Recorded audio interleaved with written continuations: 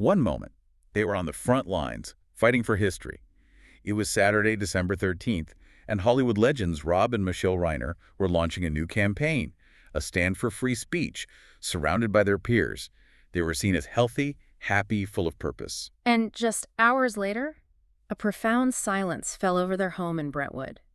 A silence that, when it was finally broken, revealed a private catastrophe so brutal it sent shockwaves far beyond Hollywood. Welcome to StarScope Report. Join Jordan and Jamie as they uncover Hollywood drama, music industry shakeups, and viral influencer scandals. From red carpet surprises to social media controversies, we dive deep into the stories behind the fame. And today, we're looking at the staggering contradiction of the Reiners' final hours, their last fight for freedom, and the tragic violence that followed. Okay, so let's set the stage, because to understand the shock, you have to understand the legacy.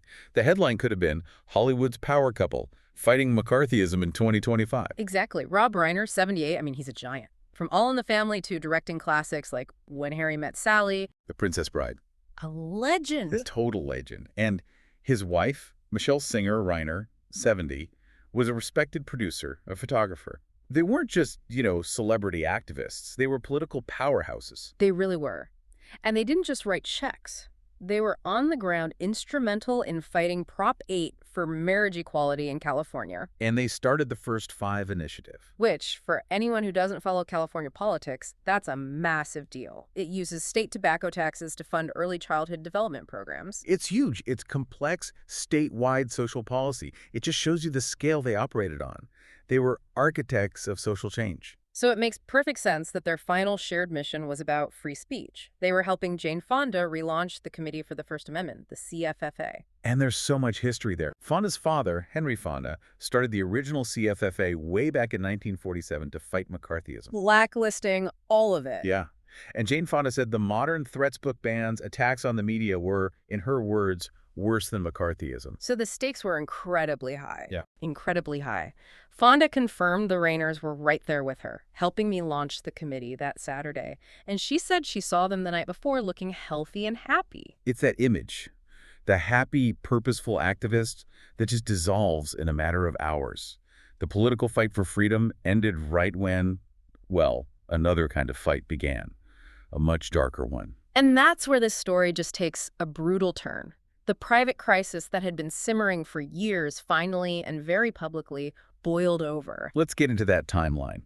We're calling this segment the holiday party horror.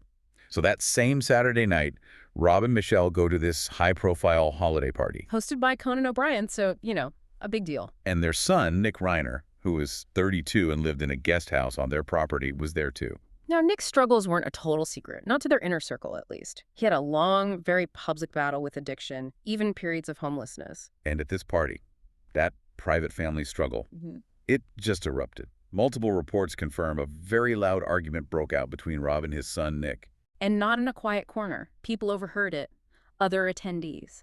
TMZ and People had eyewitness accounts, and they're harrowing. They described Nick acting erratically and crazy. He was apparently walking around asking people if they were famous. Right. It's so tragic. You can feel the distress, the instability of an acute crisis happening in real time.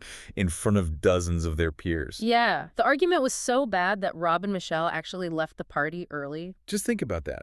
In one day, they go from launching this historic political initiative to having this public, deeply painful conflict with their son that forces them to just leave. The escalation is terrifying. And it all leads to the discovery the next day, Sunday, December 14th, around 3:30 p.m. And it's such a mundane detail that breaks the whole thing open. A massage therapist shows up for a scheduled appointment. Can't get in. Right.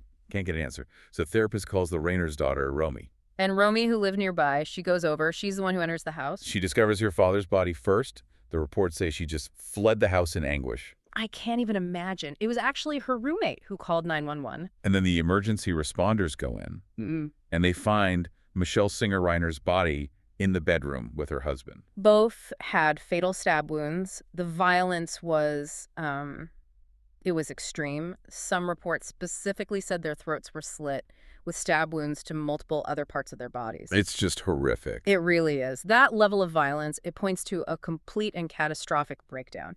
This wasn't some random act. It was the endpoint of a long, terrible family struggle. If you're following this unfolding tragedy, make sure you're subscribed to StarScope Report. Yeah. We've got the latest developments from the legal battle straight ahead. And it gets complicated fast. Okay, so let's move into the aftermath.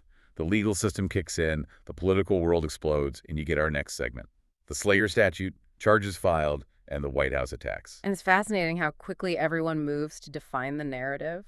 Nick Reiner was arrested that Sunday evening, around 9:15 p.m., and the charges came down hard and fast. 2 counts of first-degree murder. But it was the special circumstances that really stood out.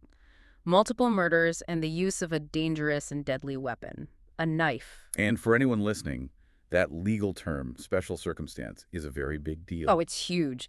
It means the prosecution is immediately pushing for the most severe penalty possible. We're talking life without parole or even the death penalty. They're setting their position from the very start, and they probably did that because they knew it was coming next. Exactly. The first wrinkle. Nick Reiner's arraignment was delayed. The reason given: he had not been medically cleared. And that phrase is basically the defense team setting up a flare. It's their entire strategy in 4 words. Given his history, the erratic behavior at the party, they're signaling a diminished capacity defense. Arguing he couldn't have formed this specific intent for first-degree murder because of his mental state, because of substance abuse. It's a classic high-stakes legal chess match. But the courtroom was only one of the battlegrounds here. The fight over the Reiners' legacy, that was maybe even more intense. And it was ignited almost instantly by former President Donald J. Trump, who went online and mocked Rob Reiner, claiming his death was due to Trump derangement syndrome. Which is just a stunningly aggressive thing to say about a man who was just brutally murdered. Yeah. It was an immediate attempt to frame Reiner's entire life's work as nothing more than partisan obsession. But the pushback was just as immediate, Mm-hmm. and it was powerful. A sort of legacy shield went up around them. It really did. Michelle Obama went on Jimmy Kimmel Live, and she hit back hard. She called the Reiners decent, courageous people, and she made a point to say they are not deranged or crazed. She also added this incredibly personal detail, that she and Barack Obama were actually supposed to see the couple that very day. Wow. Yeah, it just underscored the depth of the loss, personally and politically. And you saw it from everyone. Tributes from Barack Obama, Kamala Harris, Nancy Pelosi, and then from Hollywood, people like Kathy Bates and Corey Feldman. There was a clear, coordinated effort to make sure that the story of Rob and Michele Reiner would be defined by their activism, by First Five, by their fight for equality, and not just by the horrible way their lives ended. Which is its own kind of fight for their legacy. The legal battle over Nick Reiner's mental state is just getting started, and you can bet it's going to be a long road. Stay tuned and hit that subscribe button so you don't miss what's coming next in court. As we wrap this up, you're just left with this crushing contradiction. Yeah, Rob and Michele Reiner spent their entire lives trying to make the world, as Fonda said, better, kinder. They were fighting for the freedom to speak truth to power right up until the very end. And yet that powerful public life couldn't protect them from the acute private suffering happening inside their own home. A crisis of addiction, of instability that just consumed them. It leaves us with a really tough question. Maybe this is the one you should take with you. How can even the most purposeful public life fail to be a shield against such devastating hidden private struggle? You've been listening to StarScope Report, where Jordan and Jamie uncover the stories shaping Hollywood, music, and pop culture. Thanks for tuning in, and don't forget to subscribe for more stories that keep the stars shining.